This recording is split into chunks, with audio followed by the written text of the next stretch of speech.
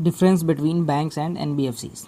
तो banks meaning deposit taking banking institution licensed under the banking regulation act 1949। तो bank होती है वो डिपॉजिट टेकिंग बैंकिंग इंस्टीट्यूशन होती है, एक फाइनेंशियल इंस्टीट्यूशन होती है जो कि रेगुलेट की जाती है बैंकिंग रेगुलेशन एक्ट 1949 के तहत।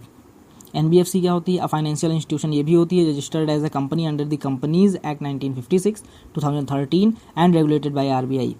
तो एनबीएफसी और बैंक दोनों आरबीआई के द्वारा रेगुलेट की जाती हैं, दोनों फाइनेंशियल इंस्टीट्यूशन होती हैं, लेकिन जो बैंक होती है वो बैंकिंग रेगुलेशन एक्ट 1949 के अंडर रजिस्टर्ड होती है, रेगुलेट की जाती है, और एनबीएफसी जो होती है वो कंपनीज एक्ट 1956 एंड 2013 के अंदर रजिस्टर्ड होती है।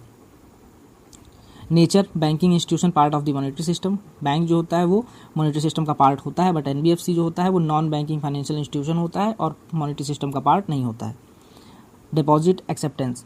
बैंक जो होती है वो accept demand deposit current account saving account में एंड टाइम डिपॉजिट एक्सेप्ट करती है, जैसे कि fix deposit, recurring deposit, FD RD. But NBFC जो होती है वो can not accept demand deposit. जो एनबीएफसी होती है वो डिमांड डिपॉजिट एक्सेप्ट नहीं करती है, but eligible deposit taking NBFCs में accept public deposit subject to RBI conditions. जो एलिजिबल डिपॉजिट टेकिंग एनबीएफसी होती हैं वो एक्सेप्ट करती हैं, कुछ होती हैं वो। Banks cheque facility and settlement. जो बैंक होता है वो प्रोवाइड चेक फैसिलिटी प्रोवाइड कराता है, and direct payment and settlement services जैसे नेफ्ट, आरटीजीएस, यूपीआई, चेक भी इशू करता है, एटीएम भी इशू करता है जो बैंक होता है। बट एनबीएफसी ये नहीं करती हैं, can not issue cheque issue नहीं करती, एटीएम इशू नहीं करती on themselves, not direct members of payment system, और ये पेमेंट सिस्टम भी नहीं इशू करती हैं, जैसे कि यूपीआई, नेफ्ट, आरटीजीएस भी नहीं देती हैं। Banks deposit insurance. Banks covered by DICGC deposit insurance and credit guarantee cooperation up to 5 lakh.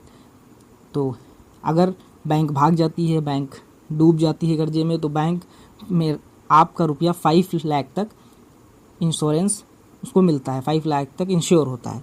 But NBFC में ऐसा कुछ नहीं होता, not covered by DICGC deposit insurance. CRR और एसएलआर क्या होता है? बैंक में subject to cash reserve ratio and statutory liquidity ratio as per RBI norms.